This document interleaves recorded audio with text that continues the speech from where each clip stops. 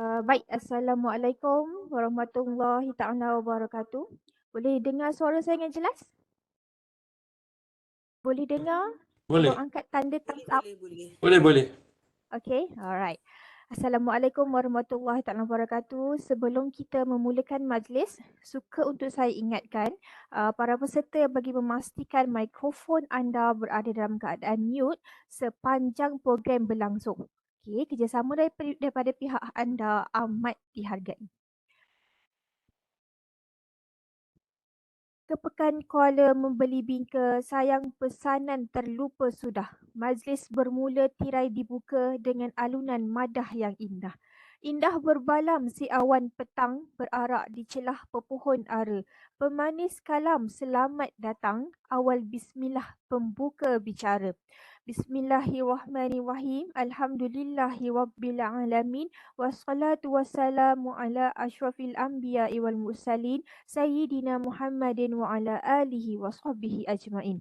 Selamat datang ke webinar merungkai persoalan AAU. Okay. AAU adalah singkatan daripada Anugerah Akademik Universiti yang julung-julung kali diadakan. Jadi pada tahun ini, tahun 2022, AAU kembali lagi menemui kita. Okay. Berikutan dengan itu tercetuslah webinar ini bagi menjawab apa saja persoalan yang berlega-lega di fikiran ahli akademik UiTM Perak khususnya. Selain itu, kita ingin memberikan pendedahan kepada pensyarah-pensyarah baru untuk turut serta memohon dan bersaing secara sihat. Sekiranya peserta mempunyai soalan-soalan yang ingin diajukan kelak, bolehlah berbuat demikian di akhir sesi dengan menaip di ruang chat atau unmute speaker anda untuk terus berkomunikasi dengan speaker kita. Alright, so sekiranya terdapat soalan, boleh tulis kat ruangan chat ya. Eloklah kiranya kita berkenalan dahulu dengan speaker hebat yang diundang khas untuk menjawab soalan-soalan panas pada hari ini. Speaker pertama adalah Dr. Dajit Singh Sidujana Singh, iaitu Koordinator Unit Hal Ehwal Antarabangsa. Peranan Dr. Dajit pada AAUCP 2022 adalah sebagai Timbalan Pengarah 2 dan merupakan juri bagi kategori pengantarabangsaan. Ini adalah kategori baru ya. Nanti Dr. Dajit akan terangkan dengan lebih lanjut. Sebelum ini, Dr. Dajit juga pernah menyandang jawatan sebagai Timbalan Pengarah juga bagi AAUCP sesi 2021 dan pernah ya memenangi kategori menti terbaik pada AAUCP 2021. Okey, speaker yang kedua iaitu Profesor Madya Teknologis Dr. Suraya Masrum yang tidak asing lagi dalam track penyelidikan. Okey, so Dr. Suraya juga berpengalaman luas dalam AAU, bermula sebagai salah seorang calon bagi kategori penyelidikan AAUP sebagai peserta pada tahun 2017. Namun pada ketika itu nasib tidak menyebelahi doktor lah ya pada waktu itu, tetapi beliau tidak berputus asa dan menyertai semula kategori pengajaran pada tahun 2018 dan alhamdulillah menang. Pada tahun 2019, sekali lagi doktor dinobatkan sebagai pemenang bagi kategori pengajaran. Terkini, Dr. Suraya merupakan ketua juri bagi AAUCP 2021 dan juga bagi tahun semasa ini iaitu 2022. Okey, hebat. Memang sangat hebat. Itulah yang dapat saya gambarkan tentang speaker kita pada hari ini.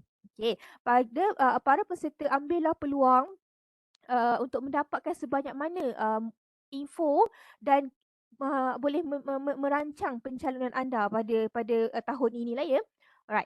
So hadirin yang saya hormati sekalian, menadah tangan tanda kerendahan, lafaz bismillah memperkukuh tautan. Doa di pohon penuh pengharapan agar majlis mendapat keberkatan. Dengan rasa rendah diri, saya menjemput Dr. Adiri Nizar untuk memimpin bacaan doa. Dipersilakan Doktor. Bismillahirrahmanirrahim. Al-Fatihah.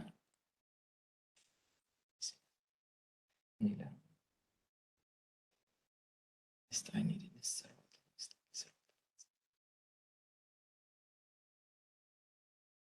A'udzubillahi minasyaitonirrajim. Bismillahirrahmanirrahim. Alhamdulillah Rabbil Alamin wassalatu wassalamu ala asyrafil anbiya wal mursalin wa ala alihi washabihi ajma'in. Ya Allah, ya Tuhan kami, hanya padamu saja kami panjangkan kesyukuran atas segala rahmat dan berkat-Mu. Bersempena dengan webinar kita pada hari ini, kami mohon inayah dan taufik-Mu. Kurniakanlah kesejahteraan dan kebahagiaan kepada kami, bukanlah kepada hati kami, bukakanlah kepada hati kami, lapangkanlah dada kami supaya kami dapat mengisi ilmu dan pengetahuan yang berguna untuk agama, bangsa dan negara. Ya Allah, Ya Rahman, Ya Rahim, kami mohon padamu agar engkau berkatilah webinar ini dengan limpahan rahmat-Mu. Semoga segala usaha kami dalam menjayakan webinar ini mendapat keredaan dan hidayah-Mu. Rabbana atina fid dunya hasanah wa fil akhirati hasanah wa qina azabannar wa sallallahu ala sayyidina Muhammadin wa ala alihi wasallam walhamdulillahi rabbil alamin. Amin amin ya rabbal alamin. Tanpa membuang masa, saya menjemput Dr. Daljit untuk menerangkan sedikit sebanyak tentang AAU dan kategori-kategori yang dipertandingkan. Penting ni kena dengar elok. Okay, Doktor, are you ready? Ya, okey, terima kasih kepada Puan Hafini, moderator kita pada pagi ini, Profesor Madya Dr. Suraya Masrum, Ketua Penilai Juri untuk AU 2021. 2022. Saya pun dah terlajak tahun dah. Okey, Puan Nuzarina selaku pengurusi lah kali ini untuk AAU 2022 ni. Okey, so tanpa melengahkan masa, saya ingin berkongsi lah sedikit berkenaan dengan anugerah akademik UiTM 2021. Boleh tengok slide saya? Okey. So, sekejap . Okey. Okey. Okey. Okey. So, anugerah akademik ni UiTM mula diperkenalkan pada tahun 2019 untuk memberi pengiktirafan tertinggi kepada kecemerlangan akademik dalam pelbagai bidang UiTM yang telah menaikkan dan mengharumkan nama UiTM di pesada kebangsaan dan antarabangsa. Justru UiTM Perak mengambil inisiatif dan memperkenalkan anugerah akademik UiTM Cawangan Perak bermula tahun 2016 dengan 10 kategori. Okey. So, bagi tahun 2022, kategori anugerah pertandingan masih dikekalkan 17. Tetapi nanti saya akan tunjuk kita ada sub kategori yang kita bahagi kepada sains teknologi dan sains sosial. Okay. And then tahun ni kita selaras dengan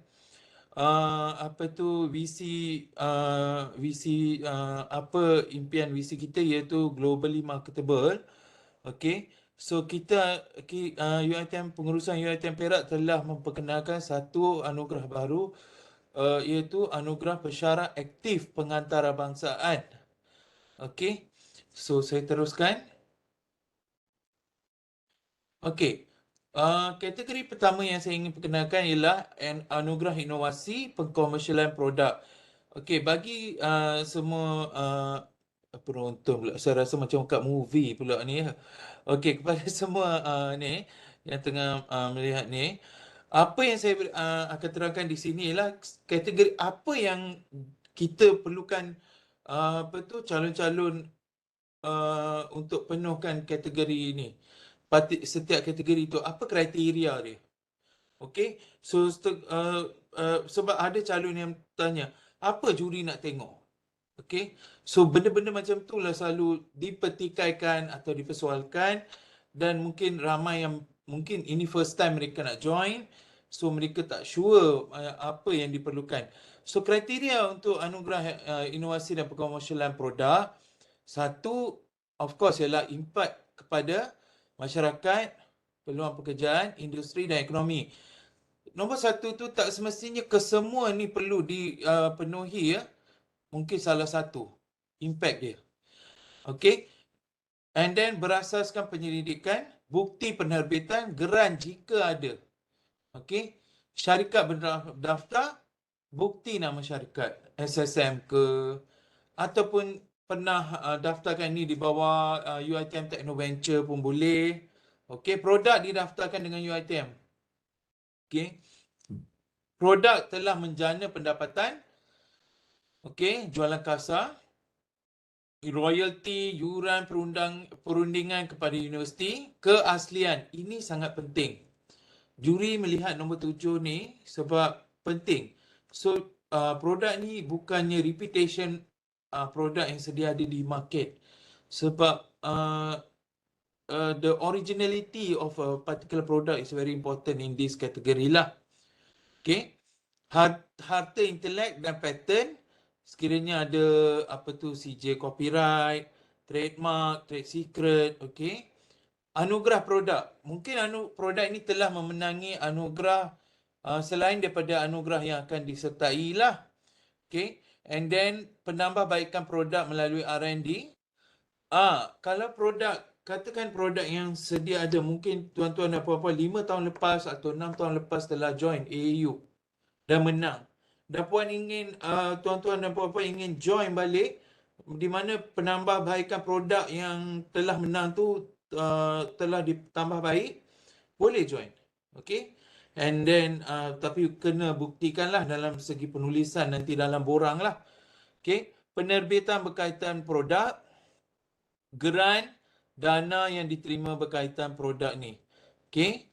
So next ialah anugerah pengajaran. Okay. Anugerah ini kriteria pertama ialah pengetahuan dan kemahiran dalam bidang pengajaran. So bilangan dan kepelbagaian khusus yang diajar. Okay. Jenis khusus. Okay. Tak semestinya kalau di sini telah ditulis ya, PhD, Masters, Ijazah, Diploma. Kita ada pensyarah yang tak mengajar PhD, kita ada pensyarah yang tak mengajar Master. Tak menjadi masalah, boleh sertai kategori ini. Okay. Bukti dia ialah dari segi jarak waktu, dari segi bukti MyATP. Okay. Persediaan pengajaran dilampirkan, contoh fail pengajaran untuk satu kod yang diajar, dan nyatakan falsafah pengajaran, maknanya apa cara pengajaran, the philosophy of teaching used for the particular subject lah. Kaedah pengajaran, dia perlu ada kepelbagaian dan refleksi kepada kaedah pengajaran. Kaedah penilaian pengajaran, assessment. Okay. Sekali lagi, kita perlu tengok kepelbagaian dan refleksi kepada kaedah penilaian. Dan sekiranya ada bimbingan dari segi penyeliaan PhD, Master, Ijazah. Okay. Penerbitan daripada pengajaran. Okay. Daripada kajian pengajaran, sekiranya ada. Bukan katakanlah kalau 6 kriteria ni, saya cuma ada katakan 4 kriteria atau 3 kriteria. Tak semestinya saya tak boleh join. Saya boleh join. Okey, boleh. Anda boleh hantar lagi. Sebab kita akan melihat daripada segi tahun, daripada segi pengalaman, daripada segi kaedah. Okey. Next ialah penerbitan buku. Okey. Buku pernah dicalonkan atau pernah menerima anugerah buku antarabangsa atau kebangsaan. Nombor 1 ini bukan satu kriteria yang wajib. Mungkin buku tu baru diterbitkan tapi dia kena tahun 2022 ke bawah. Okey, dia tak boleh tahun 2023 ya. So 2022. Penerbitan yang diiktiraf. Jumlah penulis 3 atau kurang. Okey, kadang-kadang buku tu dia ada 5 penulis, 6 penulis. So tak boleh lah. Tapi katakan kalau tak sure, boleh hubungi saya lah ataupun Dr. Suraya. Okay. Impak ilmiah masyarakat dan penyelidikan, apa impak buku tersebut. Buku berkaitan ke bidang kepakaran calon. Okay. Kesinambungan kandungan buku. Mungkin buku tu telah ada version 2.0. Diterbitkan semula. Ada versi ada update lah dalam buku tu. Okey. Lagi satu, selalunya ada orang calon tanya saya, untuk penerbitan buku ni, perlukah mereka hantar buku tersebut? Perlu. Okey, tak semestinya kena hantar, sebab kita kali ni perlukan tiga salinan borang semua, tapi buku ni boleh hantar satu lah sebab buku pun mahal. Okey. So buku boleh hantar, keaslian, originality lah. Okay, next adalah anugerah seni dan kreatif. Okey. Pernah memenangi anugerah bagi karya yang dipertandingkan, pernah menerima pengiktirafan, menyumbang kepada pembangunan ilmu dan kreativiti, memberi impak positif kepada seni budaya, menghasilkan karya asli. So, dalam anugerah seni kreatif ni, dia terbuka ya sebab ramai yang kurang jelas tau. Mereka ingat ini cuma kepada KPSK, College Pengajian Seni Kreatif. Tapi sebenarnya dia dibuka kepada jabat, okey, jabat, kepada mana-mana pensyarah yang terlibat dalam seni dan kreatif ni. Dia tak semestinya kepada KPSK ya. So dia terbuka. So boleh hantar. And then dalam lampiran tu sertakan bukti-bukti yang pernah karya tuan-tuan dan puan-puan pernah dipertandingkan, pernah terima pengiktirafan, okey, ataupun pernah karya tersebut atau hasil kerja kita pernah memberi pembangunan ilmu dan kreativiti ya, dan impak positif kepada seni budaya. Ada juga tanya saya kalau macam mural. Kan UiTM Perak ni very famous dengan mural kan. Kita boleh tengok dekat banyak. So macam mana mural? Mural tu just tak perlulah bawa dinding tu datang masuk borang. Gambar cukup. Okay, gambar-gambar, bukti lah. Paling penting lah bukti. Dan penting satu benda ialah kita perlukan surat, bukti-bukti surat yang mengatakan hasil tu sebenarnya belong to tuan-tuan atau puan-puan. Okey, sebab juri perlukan tu. Okey, juri mereka bila nak menilai mereka nak bukti. Benda ni belong to this person. The cross checking takes place there. Okey. Anugerah Ahli Akademik Harapan. Okey. Ini memang harapan UiTM lah. Okey. Tapi kalau saya terus ke bawah tu, syarat khas dia berumur 40 tahun dan ke bawah. So memang semua anugerah akademik harapan ni, syarat utama dia memang ialah harus berumur 40 tahun dan ke bawah. So katakanlah tahun ni tuan-tuan atau puan-puan ialah 1 Januari tu dah happy birthday, dah blow dah kek dia, tak boleh lah join lah kategori lain. Sebab dia punya syarat memang 40 tahun dan ke bawah.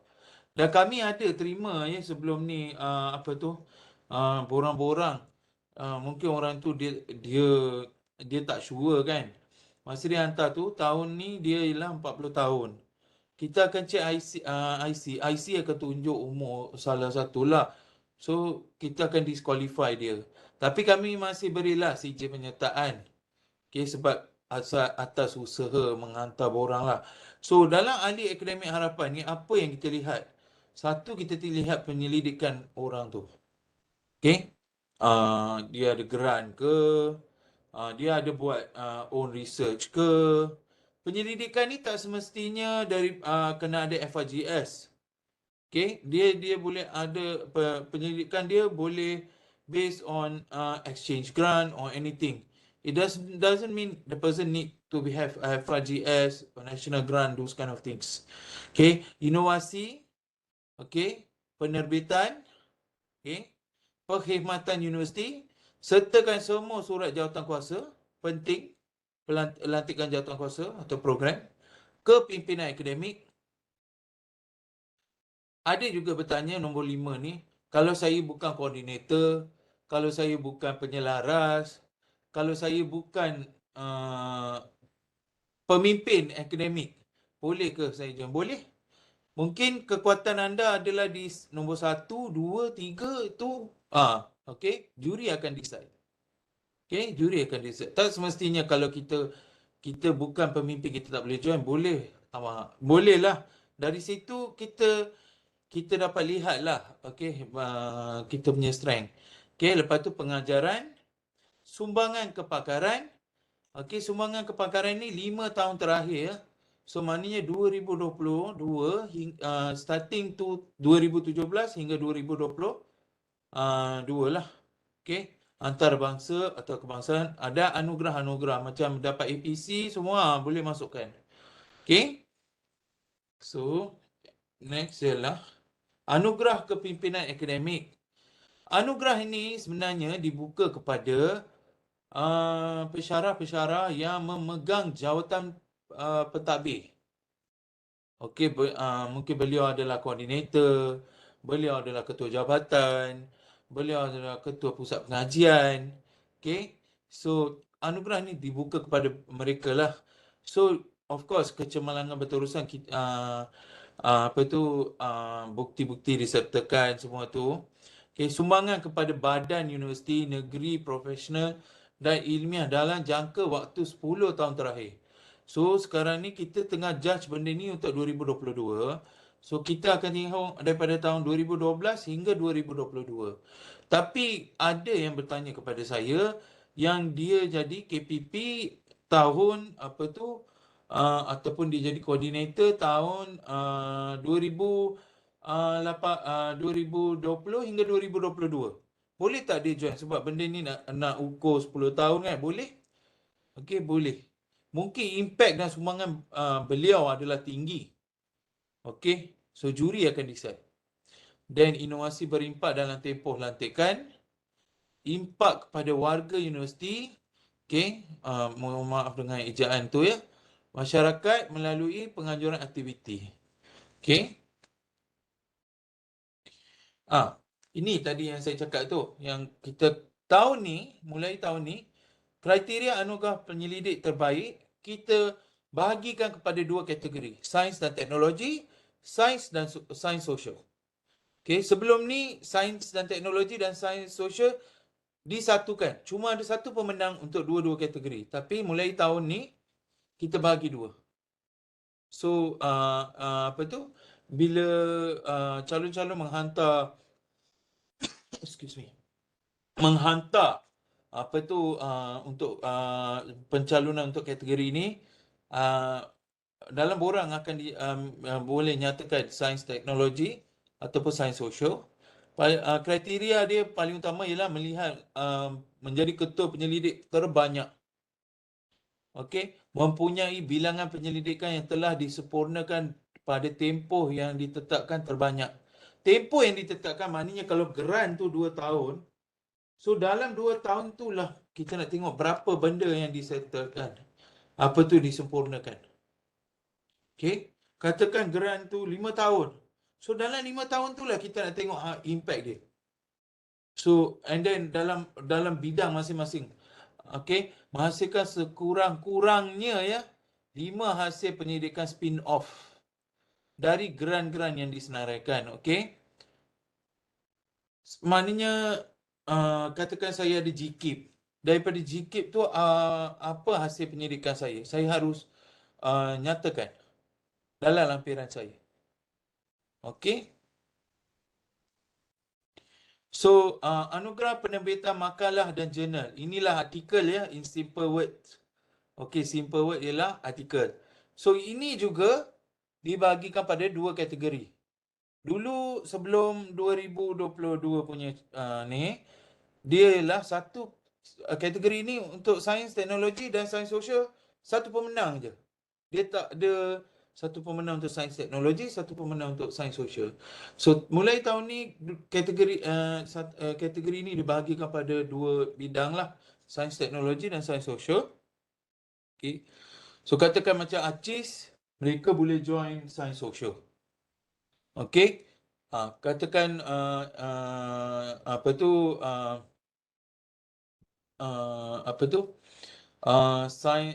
sains gunaan, mereka boleh join sains and technology. Okay, but it depends. Ada yang bertanya, dia daripada bidang sains teknologi. Tapi artikel yang diterbitkan sains sosial. So, nyatakan nanti dalam kurang artikel tersebut adalah bawah sains sosial. Dia bukan ikut jabatan pensyarah tu ya. So, harap clear ya benda ni. Dia tak ikut jabatan dari mana pensyarah tu datang. Dia ikut jurnal yang pensyarah tu publish. Okay, jurnal yang pensyarah tu publish. Mungkin jurnal tu it's based on science, social science. So it falls into the social science category. Or maybe the journal falls into science and technology. Macam mungkin ada estate management punya lecturer. Dia pergi untuk index conference, lepas tu dia offer untuk publish science and technology journal. So kita berasaskan kepada jurnal lah. Okay. Macam mana juri nak tahu jurnal tu sains teknologi atau sains sosial? Jangan risau. Juri kita memang barisan yang hebat.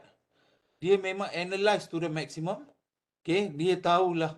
Dia memang dia punya cara sampai dia punya ranking, dia punya index, dia punya age index, semua dia akan highlight maximum.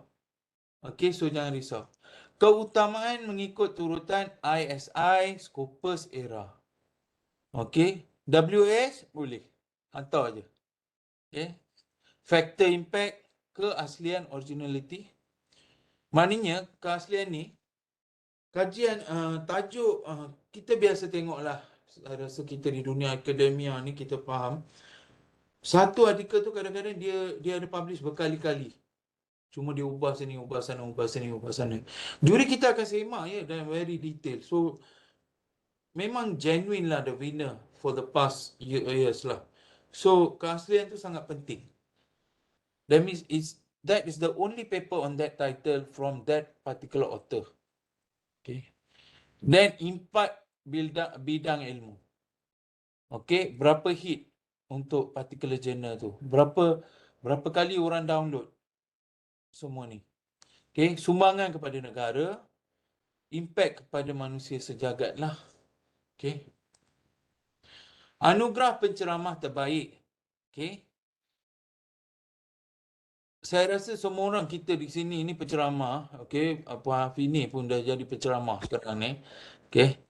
So, penceramah, macam mana kita distinguish, macam mana kita bezakan penceramah ni dengan penceramah yang saya tengah bagi ceramah sekarang ni lah. Okay. So, anugerah penceramah ni kita nak tengok dia bagi, dia boleh sertakan beberapa ceramah yang telah dilakukan.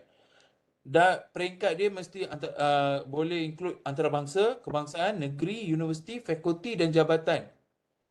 Okay. Nombor 2 ini sangat penting. Memang kalau orang tu menang, dia menang sebab nombor 2 ni. Okay. Saya dah rungkai lah, saya dah bagi tips lah dekat sini. Okay. Nombor 2 ni. Menerima penilaian cemerlang dari maklum balas sesi ceramah. So, pengetahuan tuan-tuan dan puan-puan, setiap kali kita pergi bagi ceramah, kita dapatkan feedback daripada penganjur tu. Sangat penting. Calon-calon sebenarnya menghantar ya. Tak ada calon kadang-kadang dia tak sertakan. So dia bukan disqualify, kita takkan disqualify. Kita akan beri dia sijil penyertaan lah. Tapi calon yang sebelum ni pernah menang semua, dia pernah beri kita penilaian dia daripada sesi ceramah yang dia beri tu. Macam bila kita attend sesuatu webinar ke apa, kita akan isi borang kehadiran, lepas tu kita ada feedback kat belakang tu. So katakan Puan Hafini adalah seorang penceramah, dapatkan dia punya summary Google Form tu ke daripada penganjur. Okay, sangat penting. Sebab itulah memberi refleksi kepada ceramah kita, apa yang perlu dibaiki kan. Dan bilangan peserta dari sesi ceramah. Itu of course attendance tu dah bagilah. Okay. And then anugerah e-pembelajaran. Penggunaan platform dalam talian yang konsisten. Okay, that means online teaching. Consistency lah. Kekerapan penggunaan modul-modul dalam portal UFuture atau platform yang relevan. Okay, so kena tunjukkan bukti ni. menyediakan kandungan bahan e-pembelajaran yang komprehensif dan pelbagai, menyediakan kandungan bahan e-pembelajaran yang interaktif. Teaching is not a one-way method here. E-pembelajaran diperlukan two-way lah. Bukti. Okay, menggunakan teknologi talian yang terkini lah. Anugerah penyelia terbaik. Okey, ini biasanya terbuka kepada calon-calon yang mempunyai pelajar PhD atau master. Okey, bilangan penyelian pasca siswaza dalam tempoh 3 tahun terakhir. Bilangan graduan yang tamat graduate on time. Okey. Bilangan penerbitan bersama pelajar yang diselia dalam tempoh 3 tahun yang terakhir. Okey, so semua ni perlu dilampirkan. Okey. Okey. Anugerah pensyarah aktif keusahawanan. Okey. 1. Melaksanakan pengajaran dan pembelajaran khusus asas keusahawanan kepada pelajar. Okey. Melaksanakan program keusahawanan yang memberi impak keusahawanan dan nilai tambah kepada pelajar dan universiti. So, money income generating lah, penting. Perlu tunjuk lah. Okay. Melahirkan idea inovatif yang telah membina ciri-ciri keusahawanan dalam diri pelajar melalui penubuhan persatuan pertubuhan dalam UiTM, Perak, UiTM atau kebangsaan. Pembangunan idea dan perniagaan serta smart partnership bersama industri. Ramai yang tanya saya, kalau 1, 2, 3, 4 ni saya perlu penuhkan semua kriteria tak? Tapi saya ada 1 sampai 3. Hantar dulu. Mungkin ada rezeki. Tak semestinya semua orang boleh fulfill 4. Okey. Okey, anugerah pensyarah aktif kemasyarakatan. 1. Keahlian persatuan pertubuhan di UiTM. Okey. Kegiatan lain di UiTM. Kegiatan dalam persatuan pertubuhan luar UiTM. Okay, for example, Mercy. Okay, salah satu contohnya ialah Mercy lah. Ataupun Salam Relief. Dia perlu apa yang kita terlibat tu, persatuan tu harus kita make sure adalah persatuan yang berdaftar. Okay, persatuan tu haruslah persatuan yang berdaftar. Okay, kegiatan di luar UiTM, sumbangan atau aktiviti dalam masyarakat, anugerah, penghargaan, sokongan yang pernah diperolehi. Okey. Anugerah penasihat akademik cemerlang. 1. Berpengetahuan mengenai program akademik termasuk struktur kurikulum, program, pelan pengajian, kursus-kursus keperluan fakulti, universiti, asas, major, minor. Salah satu bukti nombor 1 ni ialah lantikan tuan-tuan dan puan-puan dalam penulisan IQA. Okey, ramai yang mungkin tengah geleng kepala, garu kepala. Aku tulis IQA ni mana nak pergi surat lantikan. Sinilah. Kita nak tengoklah pengetahuan anda, penglibatan anda dalam pembangunan program-program. Okey. Menunjukkan kesungguhan dalam aktiviti penasihat. Okey. Kemahiran interpersonal dengan pelajar di bawah selian yang berkesan. Okay, mudah dihubungi dan sering menjadi pakar rujuk pelajar di bawah selian. Pengetahuan yang luas berkaitan dengan peraturan akademik universiti. Kebolehan memberi khidmat nasihat berkaitan akademik dan pembangunan diri pelajar. Bilangan penyelidikan bergeran atau tidak bergeran. Okey. MOOC. Okey. Anugerah yang pernah diperolehi.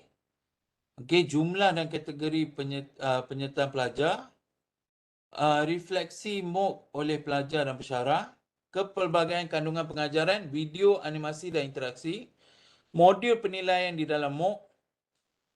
Satu important kriteria MOOC ialah, MOOC ni sepatutnya MOOC 2022 ya. Okey. MOOC ni harus berdaftar dengan ISAP UiTM. Kalau dia tak berdaftar, dikira disqualified untuk kategori ini. Penulisan, penyelidikan dan perundingan berkenaan MOOC yang dipertandingkan ya. Ini satu lagi, anugerah menti terbaik. Okey. Salah satu kriteria penting untuk anugerah menti terbaik ni, kepada menti-menti yang ada di luar sana, okey, pastikan bila anda haruslah terlibat dalam structured mentoring program SMP UiTM Perak, di mana anda ada mentor. Dan ramai kurang faham dan bila kita dapat penyertaan mereka, surat mereka sama ada menunjukkan dia ada mentor untuk pembelajaran dan pengajaran aja ataupun penyelidikan. Dia tak ada, dia kena ada dua-dua ya. Menti tu harus tunjukkan kepada kita dua-dua. Dia ada pembelajaran dan pengajaran, mentor dia, dan dia ada mentor untuk penyelidikan. By word say tak boleh. Kena ada surat. Kena ada surat. Kena ada surat. Okey, kena ada surat. Okey. Dia kena ada surat. Kalau anda menti-menti, mesti anda tahulah. Tengok balik surat anda. Surat tu menyatakan mentor anda ialah apa? Pembelajaran pengajaran. Dan kalau tak ada, kena pergi minta lah penyelidikannya mentor siapa. Penting. Kadang-kadang dia dua orang. Mentor dia untuk pembelajaran pengajaran orang lain. Penyelidikan orang lain. Ataupun kadang-kadang dia satu je mentor dia untuk dua-dua. Tapi dalam surat tu dinyatakan dengan jelas ya, seorang ni dia adalah mentor untuk pembelajaran dan pengajaran dan juga penyelidikan. Merupakan pesara lantikan tetap berkhidmat kurang daripada 5 tahun dan minimum 1 tahun. Maknanya tempoh kalau baru join 2022 confirm tak boleh lah. Okey, sebab dia perlukan minimum 1 tahun. Okey, terlibat dalam structure mentoring program. Skop pementoran dan pembelajaran dan pengajaran adalah wajib dan boleh memilih salah satu skop pementoran selain sama ada penyelidikan. Seperti inilah tadi saya cakap ni. Perlu adalah nombor 3 ni. Nombor 4, impact kepada pelajar, universiti dan masyarakat daripada program mentor-menti tersebut. Ramai yang confuse bila datang menti ni. Menti tu apa dia buat ialah dia sertakan kerja-kerja yang tak ada nama mentor. So tidak diambil kira. Dalam menti terbaik ni kita nak, saya ada masa berapa lama lagi ya Puan Hafin ni? Saya seronok bercakap sini, nanti masa pula tak cukup nanti. Boleh doktor, boleh teruskan. Okey. So ramai yang kurang jelas bila dia masukkan dia punya dokumen-dokumen tu, tapi ada dokumen yang tak ada nama mentor. Ada nama penulis-penulis author lain atau penyelidik lain. Itu tidak diambil kira ya. Yang ni dia ambil kira untuk mentor dan menti. Okey, dia ambil kira untuk mentor dan menti. Okey, kita nak tengok bukti tu. Okey. And then okey. Strategi keseluruhan tentang kaedah pengajaran. Dalam ini nanti akan dijelaskan dalam penulisan lah. Okey, penyelidikan bergeran atau tidak bergeran, peranan menti jika ada. Okey, penerbitan yang dihasilkan, inovasi yang dihasilkan, keahlian badan profesional jika ada, nombor 9 tu ya, jika ada. Nombor 10 ialah sumbangan-sumbangan lain kepada pelajar, universiti atau masyarakat. Okey. So kita akan tengok semua ni dalam menti terbaik. Okey, untuk tahun ni kita ada anugerah pengantarbangsaan yang baru diperkenalkan tahun ni. Anugerah ini dia terbuka kepada dua. Bukan dua. Dia adalah satu kategori yang dibuka untuk individu atau kumpulan. So katakanlah kita ada Puan Hafini, dia nak join sebagai individu, boleh. Ataupun kita ada Puan Zarina, dia nak join sebagai kumpulan, boleh. Okey, so dia terbuka, individu atau kumpulan. Kita nak melihat projek yang dijalankan. Okey, projek yang dijalankan dari segi MOU kita bersama universiti tersebut, universiti antarabangsa ya.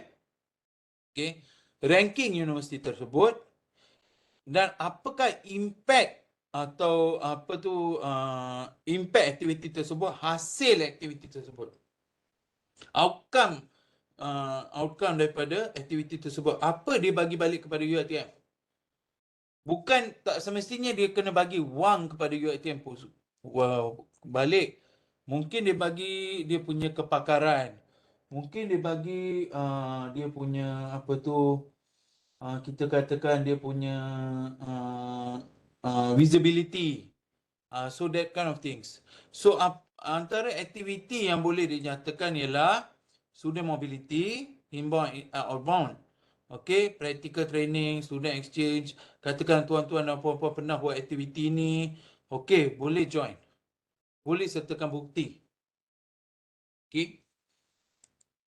And then staff mobility.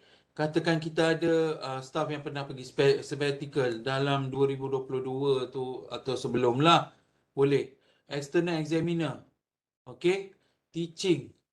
Lectures online dengan universiti luar. Professional training, co-teaching. Okay. Student activities. Okay. USR project with industry. Katakan Fakulti Pengurusan Perniagaan kita tahun lepas telah mengadakan satu projek USR bersama UNISA. Boleh join? Okey, boleh. Itu salah satu contoh ya, USR dengan International University ya. Okey. Dan collaborative project lah. Okey. And then research cooperation, katakan matching grant. Semua tu. Okay. So, itu saja daripada saya. Wih, dah ramai dah ni ya. Bila saya tutup, ting, semua keluar. Okey. Okey, terima kasih diucapkan kepada Dr. Dajik di atas perkongsian yang sangat bermakna itu tadi. Ada terdapat tips, ada soalan bocor pun tadi tu yang Dr. Dajik kongsikan tu. Kriteria-kriteria yang ada tu sangat-sangatlah membantu kepada pencalonan ataupun peserta yang ingin memohon kategori yang terdapat. Basically dalam kita punya AAU CP 2022 ini kita dibahagikan, kalau tak silap saya, 19 kategori termasuk kategori yang baru dan juga kategori yang telah kita pecahkan kepada SNTN dan juga SNS.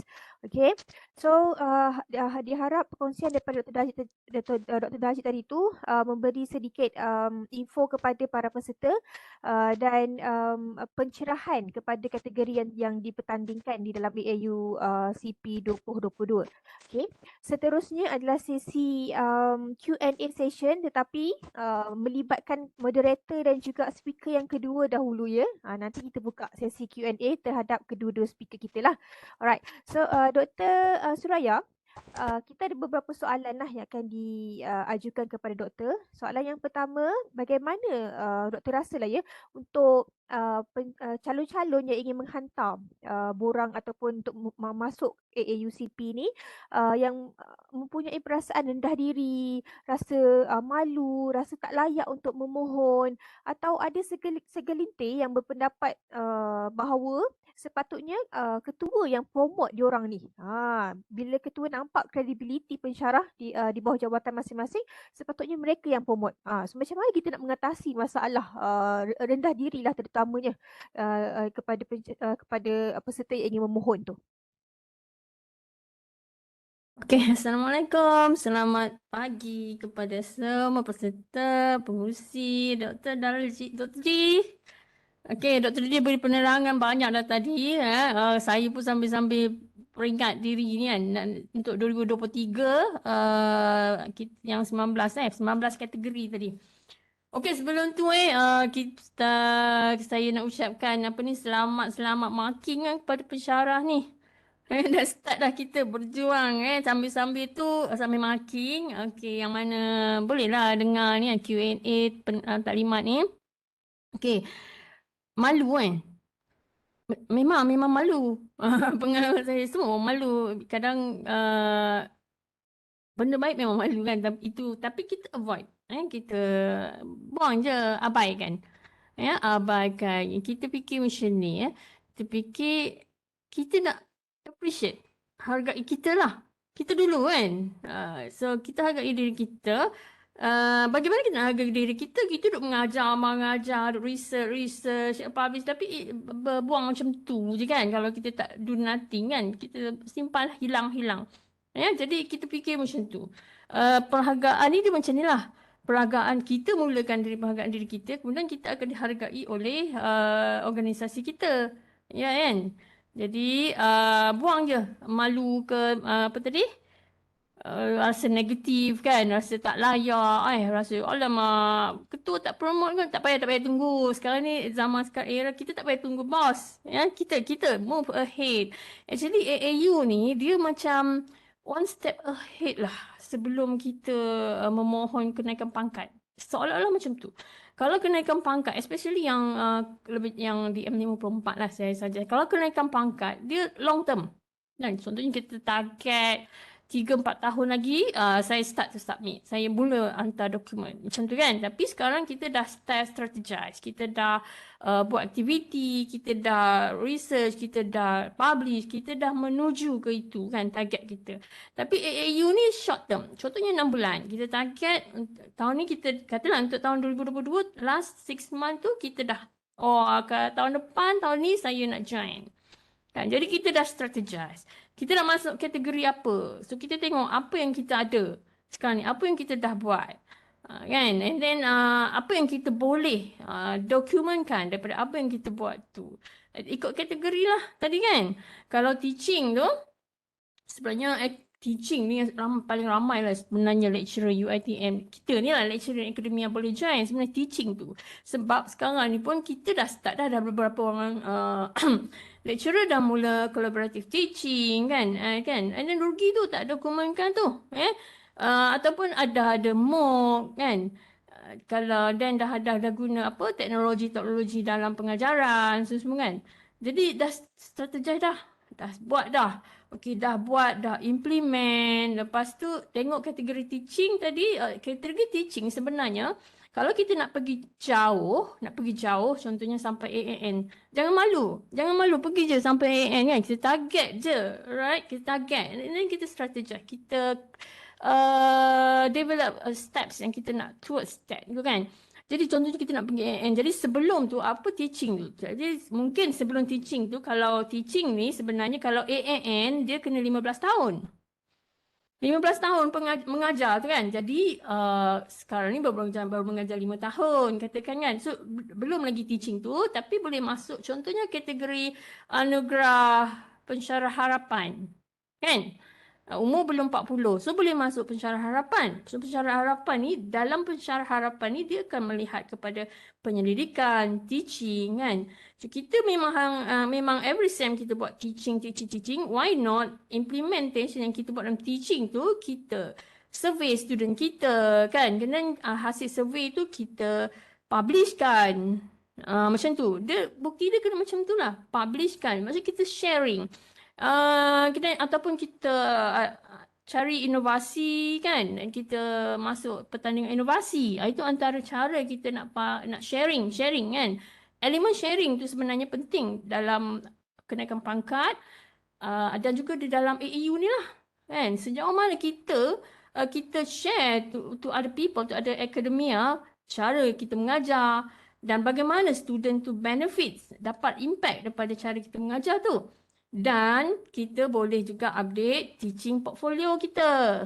Kan? Sebab teaching ni kita boleh pergi jauh ni. Kan kita kebanyakannya nak apply kenaikan pangkat teaching track kan. Jadi portfolio teaching tu dah start lah. Dah kena ada dah. Supaya nanti kita boleh tambah kan. Jadi dan kita tadi kita mengajar, lepas tu kita buat apa tadi? Kita buat survey kat student, and then kita analyse student impact, apa impact teaching kita, and then kita publish, dapat dah. And then kita ada masa pula ada grant. Kita apply grant teaching method kita, dapat dah. So nampak tak macam mana kita boleh equip diri kita ni dari banyak angles kan untuk kita masuk anugerah kategori apa tadi? Pensyarah harapan. Dah dapat grant, contoh nak masuk penyidikan. Ada teaching, ada MOOC, masuk MOOC. Sebelum masuk MOOC tu masuk pertandingan dulu. Kan? So yang malu tu biarkan dulu, tapi strategize tu. Mungkin setahun, mungkin 6 bulan pun dah boleh dah strategize. Kita ada Hightel. Every year dia buat pertandingan inovasi on teaching. Itu platform yang baik tu untuk kita kan. Sebagai kita kata nak ambil point. Kan betul tak? Macam kita kalau masuk inovasi kan, kita nak dapat goal, kadang-kadang kita mulakan di sesuatu event tu, kita mulakan dengan competition yang rendah dulu, kita dapat ke silver, lepas tu kita bawa sertifikat tu ke atas macam tu lah. Ya? So tak perlu malu-malu. Okay, go on, go ahead. Memang malu, tapi avoid aja. Ya? Saya pun beberapa kali sebenarnya AAU ni 2 kali saya tak menang kot. Malu dulu nak cerita kat UR, start saya nak cerita kat UR. Sekarang ni AAU kita okey lagi. Dulu masa first 2 years implementation saya tak tahu. Bermula tadi tahun berapa AAU? Masa tu mungkin saya belum balik study. 2016. Saya belum balik study. Dan bila saya balik study around that lah. Masa 2016, 2017 tu saya masuk. Dulu kan semua calon naik stage tau. Semua calon menang tak pernah kena naik stage. Malu, lepas tu pemenangnya adalah malu tak? Malu, tapi kita kena create budaya lah. Budaya, benda yang positif, benda yang baik. Macam kita pergi conference, kita bentang. Mula-mula kita malu. And then kita create budaya. Sebagai akademia, kita kena bercakap. Kita kena sharing. And then kita kena menonjol. Jadi kita move on. Ya? Tu je kot. Boleh? Banyak dah tu doktor perkongsian. Banyak kot kawan-kawan sikit kot ada soalan lain nanti kan. So Kepada memberi semangat lah. peserta yang malu-malu tu buang ke tepi dulu, kita strategize apa yang ada untuk masuk dalam AAU lah. Siapa yang nak hargai kita selain daripada kalau bukan orang lain, diri sendiri dulu lah kena hargai, and then kita masuk AAU. Sama-sama hantar borang. Bila nanti saya akan bagi tahu at the end of this webinar nantilah ya. Okey doktor. Soalan yang kedua ni, doktor telah pun menjadi juri pada AAU yang lepas, iaitu pada tahun 2021 sebagai ketua juri. So macam mana sambutan penghantaran borang dan sebagainya untuk AAU sebelum ni lah? Tahun lepas ketua juri dipertanggungjawabkanlah. Inilah Dr. D dengan Dr. TRCE ni meletakkan saya. Kalau dia tak nak lagi ni, dia meletak lagi tahun ni. Tak apa. Kita kata benda yang baik, kita sokong kan. Tapi sebelum tu saya pernah juri lah. Saya pernah juri pengajaran sebelum tu. Walaupun saya juri, tapi saya masuk juga kategori lain lah ya. Masa tu lah. Tahun ni saya ketua juri, dah tak boleh masuk mana-mana lah. Saya strategize, senyap dulu, strategize. Nanti ada dah tu kan. Okey, jadi tadi apa tanya soalan tadi? Penyertaan pesara. Boleh tahan. Boleh tahan. Bagus. Tapi we need more sebenarnya. Kita perlukan lebih lagi. Sebab macam saya kata tadi lah, kita jadikan dia satu budaya yang positif. Bila ada AU ke pesara, jom join. Dia dah ada dah dokumen lagi, jom join. Kita nak budaya macam tu. Kadang-kadang penyertaan tu bila yang boleh tahan tu pun kita tapis kan. Sebab dia bila tapis jadi sikit lah pula kan. Kadang-kadang ada kategori yang seorang je akhirnya. Kan? And then dah seorang pula tak memenuhi kriteria tu. Jadi kena tengok tu macam mana nak hantar tu, kena ni lah ya. Tengok borang tu apa keperluan dia dan pastikan bukti tu ada. Kita cerita tentang kita buat collaborative teaching, mana dia surat ratikan atau impact survey student, kesan dia tu kan. Bukti tu tak ada. Banyakkan yang menyertai itu ramai. Saya akui, memang saya akui sebab saya sebagai peserta-peserta saya akui masa tu nak isi tak sempat. Tak sempat. Lagi macam ni kan. Time alamak dah AAU, tiba-tiba je AAU. Bila pula dah tu nak masuk, due date dia nanti dah dekat pula kan, tak sempat. Sebab tu saya kata tadi, kita kena plan lah, simpanlah dokumen tu dulu. Simpan dokumen tu, kita target bila nak masuk. Tapi this year tu masuklah dulu. Kalau masih kata kalau sempat masukkan dulu, nanti kalau tak menang carry untuk next year pula. Kan? Betul tu doktor. Sebab itulah kita adakan webinar ni. Untuk pengetahuan semua, kita tahun lepas sambutan dia kita dapat 50 calon. Okey lah tu. Tapi sepatutnya lebih lah pesara kita berapa orang? Ratus-ratus kan? Lebih ratus berapa? Saya pun tak ingat lah. Tapi kalau lagi lebih, bagus lah. Yang tak menang tu simpan dulu dokumen tu. Jangan buang. Jangan putus asa. Simpan dulu. Mungkin bukan tahun ni, mungkin tahun akan datang. Upgrade. Betul tu Okay. doktor. Betul. Simpan dulu ya. Nanti baru kalau dah penuh dokumen tu bolehlah hantar. Tapi bukanlah bermakna tak boleh try. Boleh je try. Okay. Sebab tu kita adakan webinar ni untuk memberikan pendedahan, untuk memberikan perkongsian apa sahaja soalan yang bermain di fikiran boleh tanyakan di dalam webinar ni. Okay. Doktor, seterusnya soalan yang ketiga.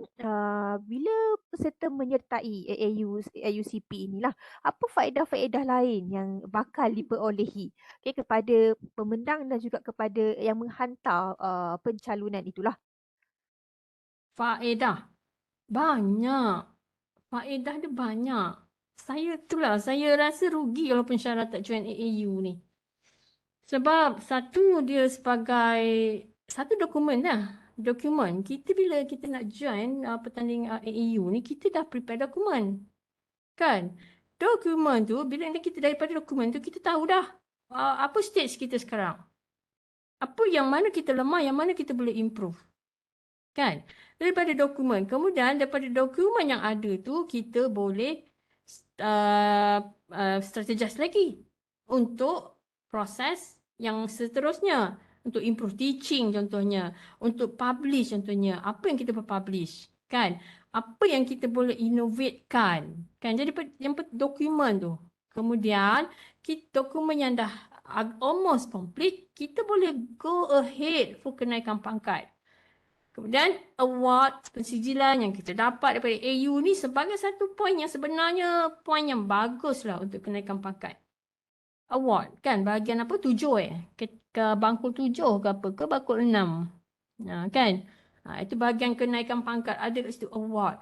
Award kenaikan pangkat ni dia bukan surat perhargaan menjadi jawatan kuasa jawatan kuasa penyelaya apa bukan award ni macam ni lah. Award daripada kita menyertai AAU ni academic award lah. Award mendapat apalah award sebagai penceramah terbaik. Award lah ni. Ini academic award kan. Award yang sangat baik lah untuk kita untuk kita gunakan sebagai poin kenaikan pangkat. Ya. Faedah dia lah. Dan impact dia lah. Yang lain tu impact dia lah ya. Okey, baik. Doktor, soalan yang seterusnya ini dia lain sedikit. Tadi doktor kata doktor bermula dengan calon juga. Tapi sekarang doktor dah pun menjadi ketua juri. So dalam kita punya peserta-peserta webinar ni pun mungkin ada juga yang berminat untuk menjadi juri. So apa dia punya kaedahnya ataupun kriteria lah kot ya, boleh dikongsikan sedikit daripada doktor? Dulu saya tak terfikir nak jadi juri Aku fikir nak jadi calon. Join. Lepas tu baru tak sangka pula naik ketua juri. Tak adalah apa sangat tapi membantulah. Saya lebih fikir kepada nak membantu unit lah kan untuk program ni. Okey. Dalam kita memilih juri ni, pertama kita tengok kepada antaranya lah. Pertama portfolio itulah. Portfolio yang kita pertandingan itu dan pensyarah yang mana yang memegang portfolio itu. Contohnya macam pengantarbangsaan tadi kan. Dr. D adalah juri yang menjaga portfolio pengantarbangsaan. Juri dia adalah Encik Nazri kan. Kemudian adalah ketua pusat pengajian yang menjaga penasihat. Adalah seserta itu salah satu. Satu lagi kita juga mengambil juri yang berpengalaman menyertai AU. Jadi kalau kita bukan pemegang portfolio, cara kita nak jadi juri adalah menyertai AAU. That's another benefit lagi kan. Tadi soalan faedah, saya tak terfikir. Betul lah. Nak jadi juri ni is another point lagi kan untuk kita kenaikan pangkat. Sebagai kita pakar kan. Jadi nak jadi juri, kita perlulah menyertai. Jangan putus asa. First attempt tak berjaya, second attempt. InsyaAllah. Di UiTM Perak ni hebat lah saya rasa. Saya bukan nak kata saya hebat. Saya kata UiTM Perak ni sangat menyokong. Sebab setakat ni kita ada berapa? 5 tak silap saya yang memenangi sehingga di peringkat AAU Shah Alam. Ya. teaching saya dan Dr. Yati, Dr. Kitty RHA kita lah kemudian Dr. Yati dulu dah first rasanya AAU ni, teaching. Lepas tu kita ada Harapan, Dr. Azmi, Dr. Azmi. Ini antara yang you all boleh refer ni kepada mereka, belajar dengan mereka. Kemudian kita ada last year dua pensyarah daripada FSKM. Dr. Masura, publication, impact on her publication tu. Kemudian Dr. Muhammad Zaki, pengajaran. Jadi pengajaran 3 lah. Saya, Dr. Yati dan Dr. Muhammad Zaki. Jadi cuba belajar dengan yang dia orang ni lah, Dr. Zaki. Cuba tanya dia. Sebenarnya teaching ni sebenarnya dia bermula dengan falsafah. Dia mesti apa beza teaching MO dengan pengajaran?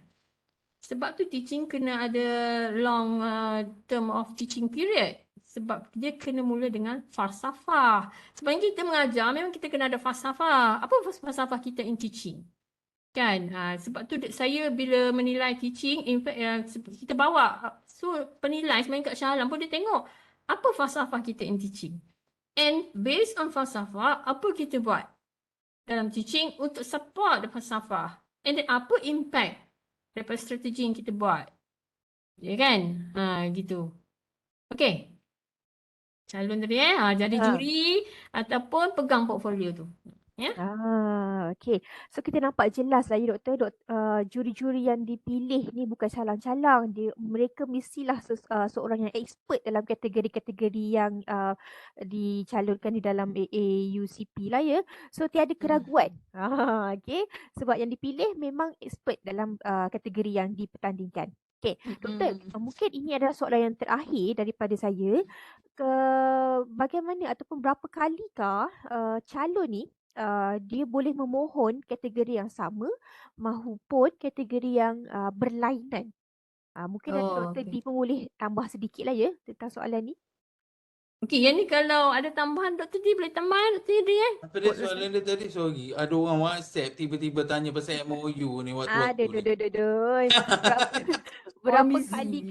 Berapa kalikah calon boleh memohon bagi kategori yang sama ataupun kategori yang berlainan? Okey, terima kasih soalan tu soalan yang sangat bagus lah Puan Afini. Okey, setiap tahun sebenarnya kita dapat borang-borang calon satu, dia dah menang tahun lepas. Lepas tu dia hantar balik. Untuk kita ada cooling period. Semua juri, memang ketua juri pun ada sini. Kita dah decide dah. Okay, so sekarang ni since it's open, so we openly tell you, kita bagi dalam 5 tahun. Satu, untuk kategori yang sama. Untuk kategori yang sama 5 tahun. Dia tak boleh join balik. Sebab kita nak bagi peluang kepada semua. Kalau kalah pun ya, Dr. D kalau kalah tak ada, kalah boleh try balik lah. Ini menang. Kalau dia menang, dia kena bagi cooling period 5 tahun. Sebab kenapa 5 tahun? Refresh your strategy macam tadi Profesor Dr. Suraya beritahu. Okey. Profesor Amin. Okey. Amin. Okey, macam dia beritahu kita nak bagi dia cooling period. Okey. Yang macam dia tak ada siapa ni Peserta, mohon unmute peserta. Nur Azira. Yang dia tengah second mark kat Linda. Okey, dah mute. Okey, so kalau dah menang 5 years cooling period. Okay, so 5 years is cooling period. After 5 years you join back. Tapi bukti-bukti the submitted one before, kita ada rekod. Setengah-setengah calon dia orang fikir kenapa kita tak pulangkan dokumen. Sebab kita simpan rekod. Sebab kita akan rujuk balik untuk bahan-bahan yang telah digunakan untuk di pertandingan. Kita takkan include lah, kita akan saringkan keluar. Kalau tak berjaya, cuba lagi tahun depan. Dia boleh cuba seberapa banyak kali dia boleh. Okay. Next ialah berapa kali boleh join? Selagi tak menang boleh join lah. Okey. Kategori lain juga. Kategori lain. Kita ada calon yang dia join Satu calon dia join 3 kategori. Boleh. Mana tahu rezeki tu. Macam tadi Profesor Madia, Dr. Suraya beritahu. Walaupun kita nak naik pangkat, dia ada beberapa bakul. So mungkin kekuatan kita sebenarnya anugerah akademik UiTM Perak ni, dia seperti bos saya beritahu saya lah. Dia untuk melihat kekuatan kita sebagai individu. Selalunya kita tak boleh judge ourselves. We give to the expert to judge our ability. So kita nak tengok kekuatan kita. So mungkin saya hantar ke inovasi, saya hantar ke masyarakatan, saya hantar kepada keusahawanan. Mungkin saya menang ke masyarakatan.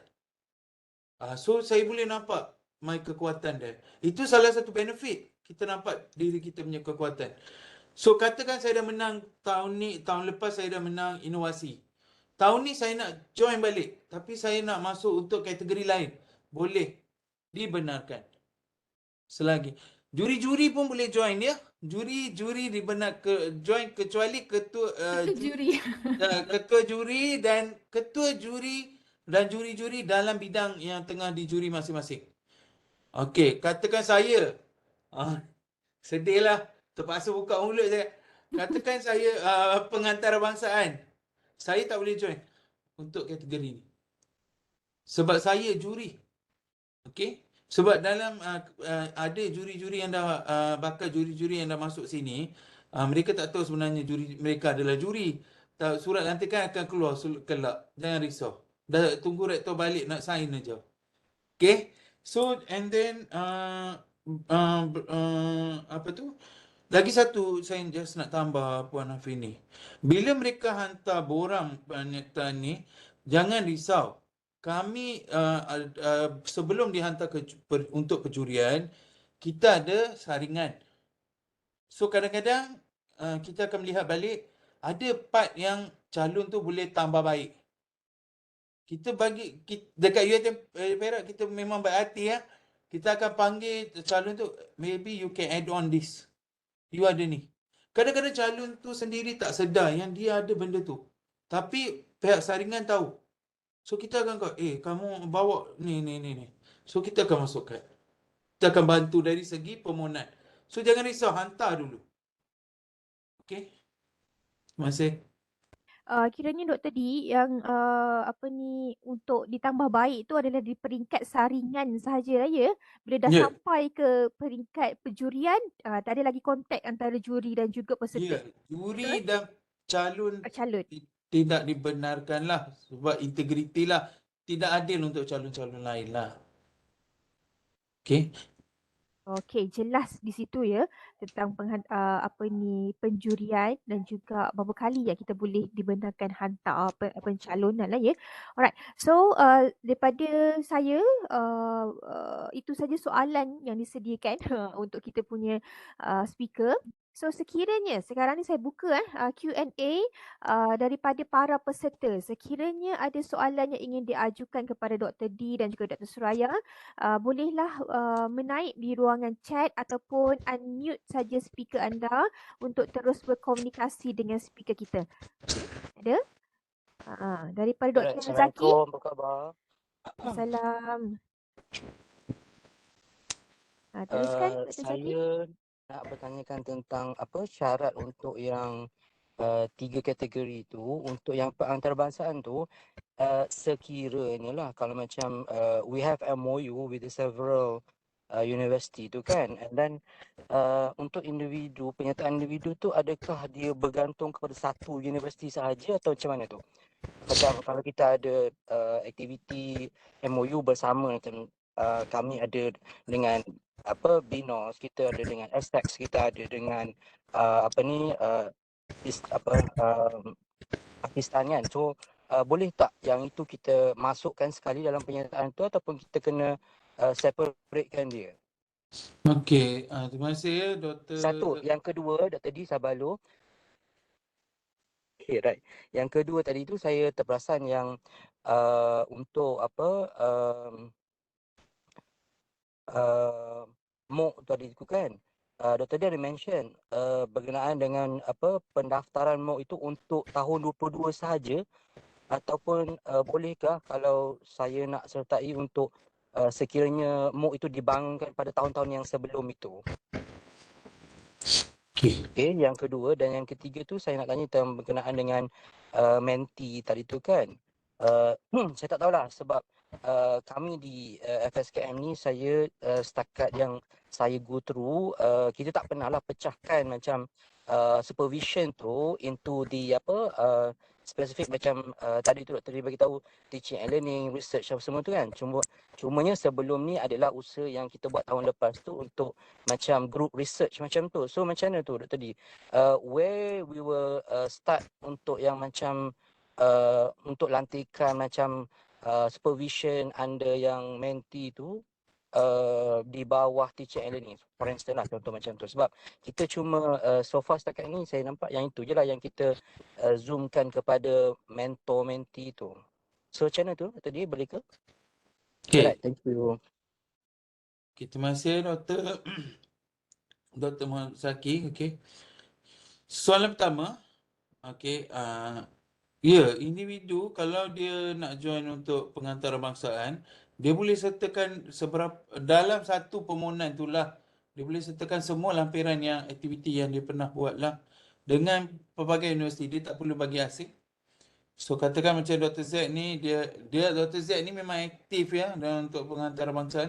So boleh masukkan semua, Essex, Venus, Pakistan sekali. So no issues. So but penulisan dia, naratif dia sangat penting lah nanti. Sebab borang dia akan minta naratif lah sedikit. So bolehlah explain aktiviti yang dijalankan dan buktilah aktiviti itu dijalankan. Yang kedua, MOOC tu of course boleh kalau sekiranya MOOC tu tidak pernah menang, boleh dipertandingkan semula. Satu.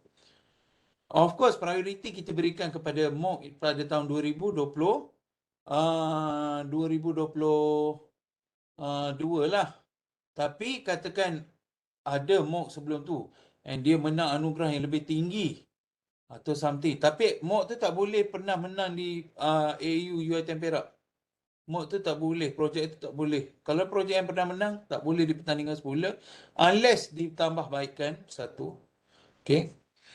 Atau sebelum 2022 boleh. Kalau nak tanya saya berapa tahun ke belakang, bolehlah 5 tahun ke belakang. Kita biasanya dalam AU ni kita ambil kira 5 tahun ke belakang. Okay. Boleh ya Ketua Juri dengan izin? Okay. Okay. Nombor 3 ialah untuk mentor structuring program ni, mohon setiap mentee untuk rujuk kepada kerani jabatan masing-masing. Bila kita buat permohonan untuk mentor ni, dia dalam borang tu dia kerani tu sepatutnya berikan untuk mentor penyidikan dan mentor PNP. Itu tugas kerani sebenarnya. Ataupun kena beritahu kepada kerani, tanya balik kepada kerani, siapa saya punya mentor penyidikan, siapa saya punya mentor pendidik pengajaran dan pembelajaran. Lagi satu surat lantikan tu kena sebelum 31 Disember 2022. Dia kalau tahun ni punya surat lantikan tak boleh. Okey. So saya harap saya dapat jawab tadi soalan Dr. Zaki. Yeah, thank you Dr. Lee. Okey, ada soalan daripada peserta-peserta lain? Jangan lepaskan peluang, ni adalah sesi yang sangat-sangat bermanfaat sebenarnya. Kalau kita ada soalan, sekaranglah masanya nak bertanya. Ada tak? Naratif tadi Dr. D mention naratif. Ya, dua penting. Naratif dan bukti. Naratif tu kita ceritakanlah dengan cara yang Betul. simple tapi jelas dan ada bukti. Ya. Jangan lagi satu sambung kepada Profesor Mahathir Dr. Suraya. Naratif tu jangan buat dalam point form ya. Tulis dalam penulisan esei. Sebab kita nak tengok, kita nak baca. Because without elaboration, detail, kita nak bantu pihak juri untuk buat penjurian. Kalau buat point form susah. Okay. Lagi satu kita nak carry forward kan. Ya. Kalau you menang, kita nak Ha. pastikan calon ni boleh menang ke AAU pula. Ha. Kan? Kalau boleh AAN. Tu yang Ni naratif ekonomi negara. Ya. tu. Mm. Itu dah termasuk dah tu tips-tips yang diberikan oleh juri. Ada lagi soalan-soalan daripada para peserta? Jangan malu, boleh bertanya direct kepada kita punya juri-juri, ketua juri. Okey, kita ada soalan daripada ruangan chat. Assalamualaikum Dr. Suraya. Jika tak keberatan, mungkin boleh share falsafah pengajaran doktor dan bagaimana doktor menyokong falsafah tersebut. Wah. Lupa lah pula. Falsafah Dan falsafah ni saya bawa masa saya interview di M54. Bila panel tanya, masa tu penolong Naik Chancellor Prof. Kamal tanya, ni tips penolong tanya, okay, tell us what you have done in your teaching. So saya highlight dulu falsafah. Macam mana falsafah saya? Lupa lah. Falsafah. Maksudnya saya tekankan, I believe that. Saya buat macam tu. Sebab apa saya buat macam tu? Saya menulis falsafah saya begitu. So saya masa interview tu senang. I believe that each of our student must be given opportunity. Ya, ini ayat saya dalam falsafah pengajaran saya. Should be given opportunity to be an active learner in class, in my class. Macam itulah. Itu falsafah saya. Saya nak student ni diberi peluang untuk jadi aktif. Ya? Jadi bila saya nak student saya jadi aktif, apa yang saya nampak sekarang ni problem untuk student saya jadi aktif. Kan? Kemudian saya highlight problem dia sekarang ni student saya sangat minimal, tak mau aktif,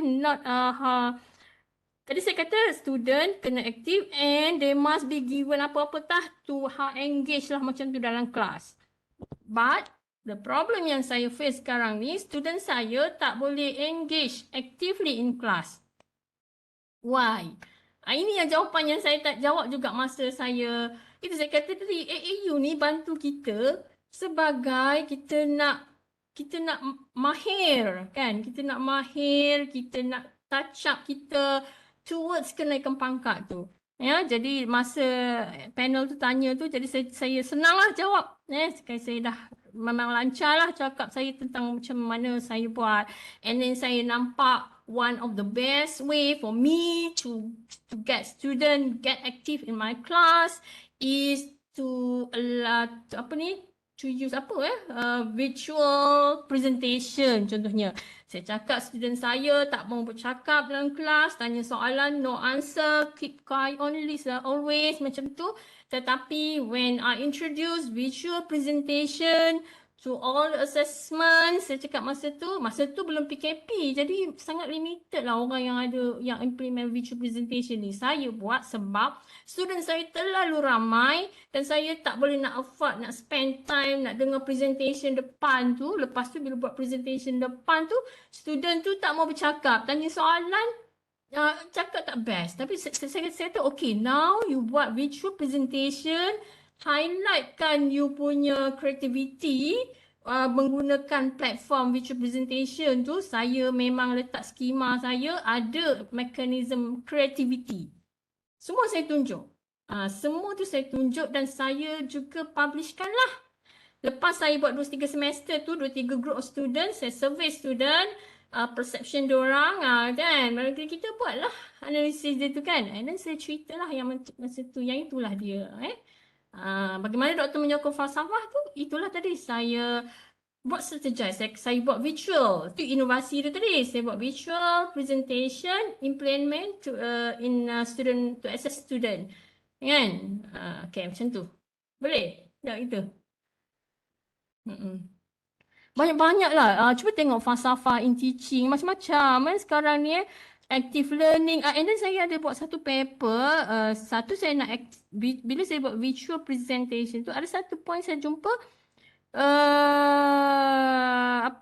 High engagement ke apa. Allah lupa dah paper-paper saya ni. Ada satu tu yang saya publishkan. Dan saya gunakan juga untuk saya AAU dan juga kenaikan pangkat lah teaching ni. InsyaAllah. Lupa lah nanti saya ingat saya cakap. So kita tengok teaching punya teori ni lah. Kalau boleh, walaupun saya SNT, tengok teaching teori ni. Yes, self-regulated learners. Daripada kena saya buat lagi active vegetation tadi, active visual presentation tu how it in fact impact to the student self-regulated learner. So saya study, saya tengok model untuk self-regulated learner. Saya tengok apa soalan yang kita boleh tanya kepada student untuk self-regulated learner tu. Jadi ini saya tanya student dan saya publishkan. Itu macam mana kita nak implement research dalam teaching kita sekarang kan. Sekarang ni saya sebenarnya dah start satu semester, sambil-sambil tu saya buat. Saya nak tengok peer assessment. Kan, saya buat dalam kelas peer assessment, macam mana student react dengan peer assessment. Dan saya tengok juga paper-paper daripada jurnal tu tentang anything lah, research tentang peer assessment. Saya tengah tengok yang tu. Kan, menariklah teaching in education ni sebenarnya. Memang sepatutnya kita as lecturer tak boleh lari lah. Memang kita kena research to improve our teaching. Okay? Itu tips je. Penerangan yang sangat detail daripada Dr. Suraya. Harapnya Dr. Zarul dapat sedikit input lah. Boleh minta lah Dr. Zarul untuk AAUCP pengajaran. Boleh hantar pencalonan ya. Okay. Ada lagi soalan-soalan daripada audience? Dekat ruangan chat pun nampaknya tak ada soalan. Okay. Kalau tak ada soalan, rasanya kita boleh end kan kita punya webinar pada hari ini. So sebelum kita nak menutup kita punya webinar, suka untuk saya kongsikan ya, kita ada link untuk website AAUCP 2022. Okay, dan telah yang Aki ada dah. Website untuk AAUCP 2022 iaitu satu website yang dibangunkan yang jikalau calon nak memohon dalam website itu sendiri, kita telah masukkan dia punya dokumen in terms of kita ada borang, bila tarikh due date, cara penghantaran dan sebagainya. So website ini juga kita akan blast dalam kita punya email lah selepas ini. So yang mana yang ada di dalam kita punya webinar boleh terus klik lah ataupun save kita punya link website tersebut untuk penghantaran dokumen untuk pencalonan. Okay. Suka untuk saya ingatkan juga kita punya pencalonan ini bermula pada hari ini sehinggalah tarikh tamatnya ataupun due date-nya adalah pada 27 Mac 2022 sebelum 2023 sebelum pukul 4 petang. Itu yang paling maksimum lah tu sebelum pukul 4 petang ya, 27 Mac. Okay. Marilah sama-sama kita memeriahkan AAUCP 2022 dengan penghantaran borang-borang mengikut kategori yang telah detailkan sebentar tadi. Okay. So di ruangan chat juga kita telah pun pastekan kita punya link kehadiran dan insya-Allah jam latihan akan diberikan kepada semua peserta-peserta yang telah mengisi link kehadiran tersebut. Sebelum kita mengakhiri kita punya webinar, saya nak menjemput, tak adalah menjemput ya, kita nak ambil gambar sebentar. So Dr. Didi dah bersedia kita ambil gambar? Dr. Didi, kali ni kita buat gah kan macam Grammy Awards kan?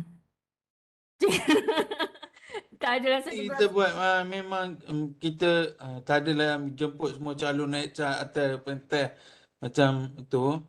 Kita akan ni dan calon-calon untuk kategori ni adalah ding ni macam Grammy Awards lah. Macam mana PM PM Dr. Kita Suraya memang nak betul. raikan lecturer kan? Ya. Macam tu perancangan yang telah dibuat ni. Kita nak lain daripada yang lain. AUCP 2022 nak lain sikit. Untuk pengetahuan semua, walaupun anda tidak berjaya, okey, anda dah hantar borang dalam lampiran ni, anda masih dapat sedia penyertaan ya. Kami masih menghargai Betul. setiap permohonan, kita hargailah. Okey, usaha dia. Saya ingat ada tahun 2000 ni belum habis guys, kejap. Setahun Boleh. 2019 ke 2018 kan, sijil tu dia mention finalist tau. So kita tak menang, tapi masa tu saya tak menang, tapi saya dapat finalist. So finalist tu cantik lah term tu kan. Nampak juga. Yang tu pun boleh masuk dalam ATP tu. Okay. Dr. Didi, boleh bersedia untuk ambil gambar? Yang mana Itulah nak daripada tadi kamera? bersedia sebenarnya. Ah, Okey, mohon para peserta untuk buka kamera sebentar ya. Supaya kita boleh tak gambar lah bersama-sama. Setakat ni, okey. Tunggu kejap ni, kita tunggu para peserta untuk buka kamera mereka. Mungkin tengah mencari butang kamera agaknya. Yalah. Lama tak buka kamera, terlupa butangnya.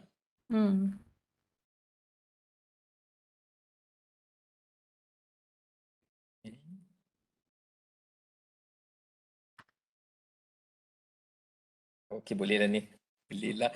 Okey, tengok kamera semua. 3, 2, 1, cheese. Okay, one more. Freestyle, 3, 2, 1. Okay, one more. Okay, ada yang baru buka kamera tiba-tiba.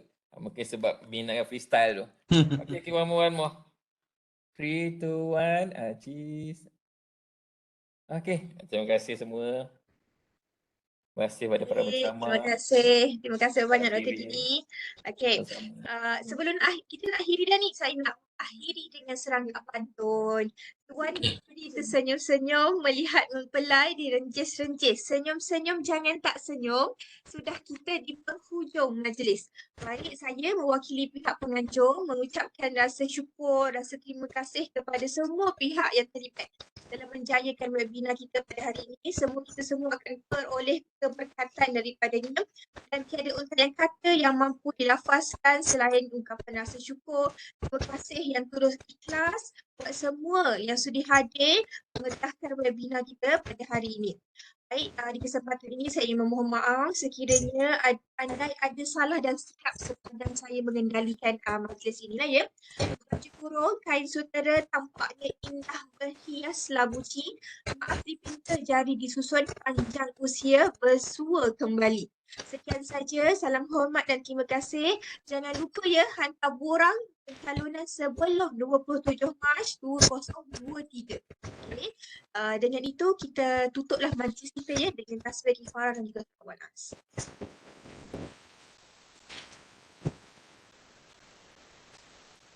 Amin ya rabbal alamin. Terima kasih semua. Assalamualaikum. Terima kasih.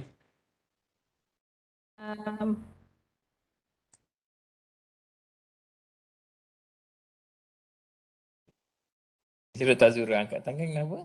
Tu. Kan kot. Speaker masuk attendance juga kan? Jam latihan? Ada doktor jam latihan. Isi attendance dulu. See dulu